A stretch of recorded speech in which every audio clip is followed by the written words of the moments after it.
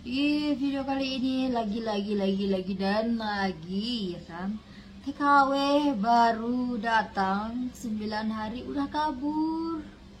Ini si majikan yaitu ngepost seperti ini guys. Tolong beritahu saya mempekerjakan seorang pembantu rumah tangga asal Indonesia melalui sebuah agen, tetapi dia kabur setelah 9 hari. Saya baru saja menerima pesan teks dari bank yang mengatakan bahwa pinjaman pembantu rumah tangga asing telah mencapai tanggal tempo. Ingatkan Anda untuk membayar di tempat supermarket besar karena kami juga korban, kami belum bisa menemukan TKA asing tersebut. Karena TKW asing yang kabur dan kehilangan biaya agensi, apalagi kami sudah mempekerjakan orang Tionghoa, apa yang harus dilakukan majikan? TKW 9 hari Cina Trust belum lunas sudah kabur. Siap-siap keluarganya yang di Indonesia didatangi pihak bank.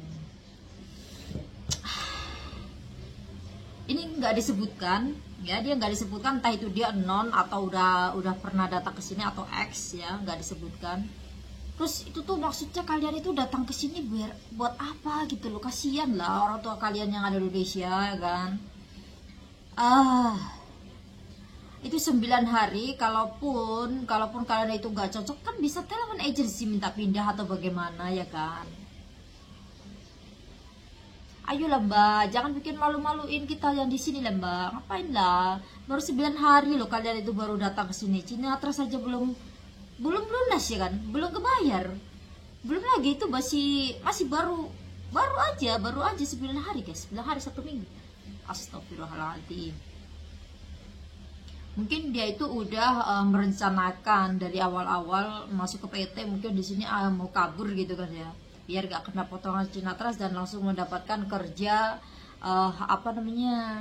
langsung gaji mungkin, karena kebanyakan anak baru sekarang ini itu kan ada yang bilang itu kalau di PT ya itu nggak ada belajar guys, nggak ada belajar, dan itu berangkatnya cepat sampai 2 bulan 3 bulan itu berangkat di sini sampai di sini. Ada juga yang nggak bisa bahasa cukup banyak ya kan, ada lepas tuh ada juga yang dia itu baru beberapa bulan 3 bulan dia juga ada minta tambahan gaji 28.000, sedangkan bahasa aja belum bisa. Kita yang udah X nih, aku aja baru gaji 20.000 itu baru Januari kemarin guys, baru Januari 2024 aku baru gajian 20.000 guys ya kan. 9 tahun aku tuh gaji masih dulu 14 15 kan, naik ya, tunggu pergantian gaji baru terus naik jadi 17 18. Nah itu aku udah berapa tahun itu udah kenaikan gaji 20, itu pun aku belum naik, dan baru naik Januari kemarin itu karena majikan aku tuh ngomong kalau harus menghabiskan kontrak yang ketiga dulu baru mau menaikkan gaji, kalau nggak mau ya suruh pindah, seperti itu. Yang nggak mau lah. Di sini itu gaji aku memang sudah utuh guys, jadi kalau makan segala sampo itu aku pakai uang sayur, dan itu majikan aku mengizinkan. Ini yang aku jaga ini kan, pasien aku juga mengizinkan aku memakai duit sayur untuk membeli perlengkapan kayak alat mandi gitu, dia mengizinkan. Tapi kalau makan terserah di sini. Kalau makanan jajan itu banyak di sini sampai butuh aku sampai kasih ke temen kayak gitu. Nah mungkin si mbaknya mungkin ada konflik, seharusnya kalau ada pun konflik bisa konsultasi ke agensi atau bisa kalian tanya-tanya ke IJUU. Kasihan lah keluarga kalian itu di sini baru 9 hari, ntar ditagi-tagi bank buat bayar Cina Trust kalian banyak loh Cina Trustnya ya kan. Dan kalian apalagi kalau yang baru di sini kalian belum tahu kalau di luar sana itu lebih ganas. Aku di sini tiap hari dikunjungin sama Pak Ade ya kan, karena bos aku itu temennya polisi semua guys, polisi semua, tiap hari itu ada kunjung di sini, lihat nggak tahu ngobrol apaan. Gua aja kadang-kadang udah takut suruh bikin kopi buat tamu polisi tuh, kadang-kadang udah takut guys, apalagi kalian yang baru non terus kabur. Kalau itu gak takut apa ketemu Pak Ade itu? Beneran kalau ketemu Pak Ade itu nggak deg-degan? Yakin? Karena sekarang ini kalau orang kabur itu dendanya banyak banget. Ya kalau kalian itu kabur langsung dapat kerja, kalau kabur langsung ketangkap terus gimana? 50.000 guys, 50.000 kalian duit dari mana? Pikir panjang lah, mau ngapain mau kabur? Karena sekarang ini pekerjaan itu susah ya kan, pekerjaan susah, banyak sekali orang di sana itu yang ada majikan, pindah majikan ya kan, itu belum dapat job gitu loh ya kan. Apalagi sekarang ini aku juga ada pernah dengar orang yang kerja jadi swasta atau kaburan di luar sana. Nah itu tidurnya bareng sama cowok-cewek tuh ada. Jangan bilang nggak ada tapi nggak semua ya guys. Itu aku bilang ada tapi nggak semua. Mungkin kalau yang di perkebunan itu, udah itu ada tidurnya ada campur sama cowok-cowok, itu memang ada.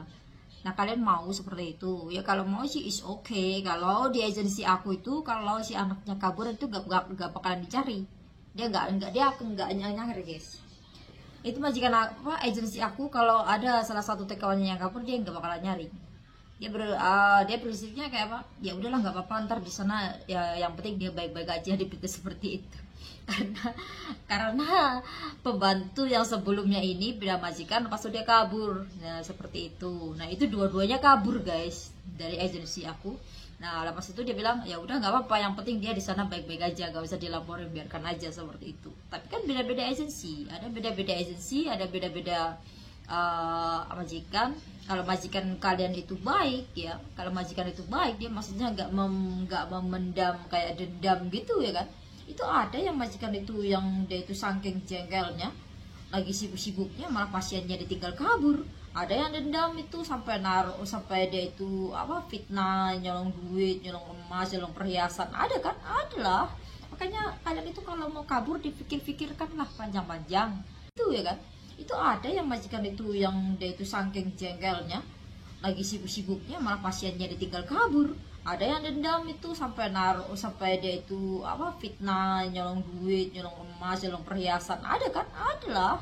Makanya kalian itu kalau mau kabur dipikir-pikirkanlah panjang-panjang ya kan. Baru 9 hari apalah, misalkan kalian itu nggak bisa untuk menahan sebentar saja. Ya sebentar nggak bisa ya, sebentar, karena di sini itu kita nggak sebentar ya, kita itu dikontrak 3 tahun, nggak sebentar.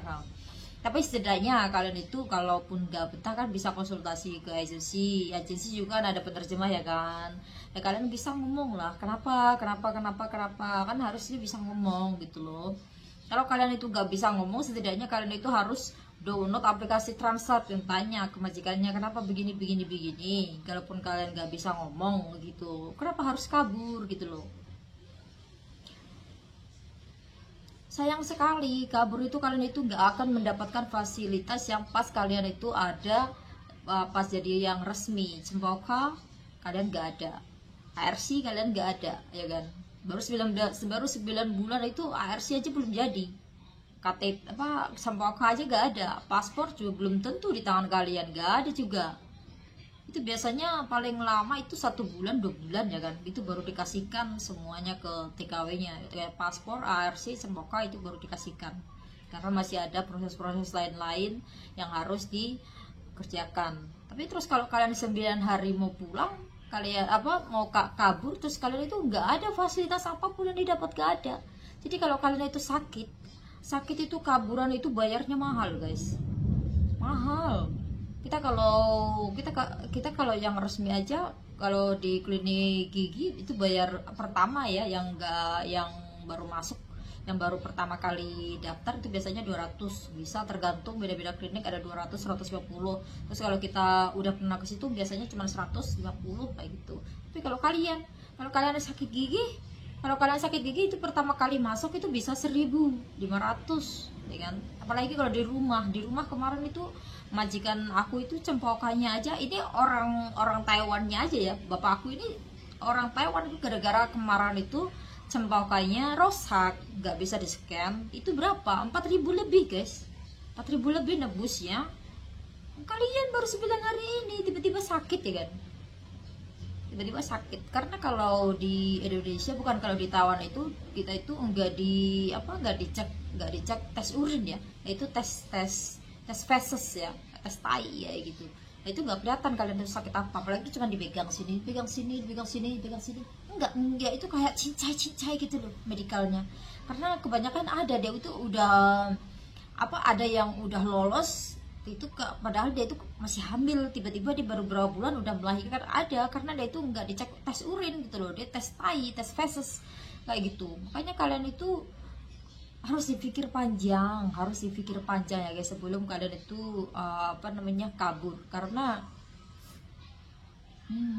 tahu sendiri lah kalau kabur itu seperti apa, ya kan. Aku aja dengar majikan aku, kenapa kamu nggak kabur nyari duit yang banyak, gak aku bilang kayak gitu. Kenapa harus kabur, di sini aja enak, panas gak kepanasan, hujan gak kehujanan, dingin hangat, ya kan. Apalagi kalau kalian di luar sana, ya kalau kalian dapat majikan yang bagus, ya kan. Kalau kalian nggak dapat majikan yang bagus, termasuk kalau kalian kedinginan, iya kalau majikannya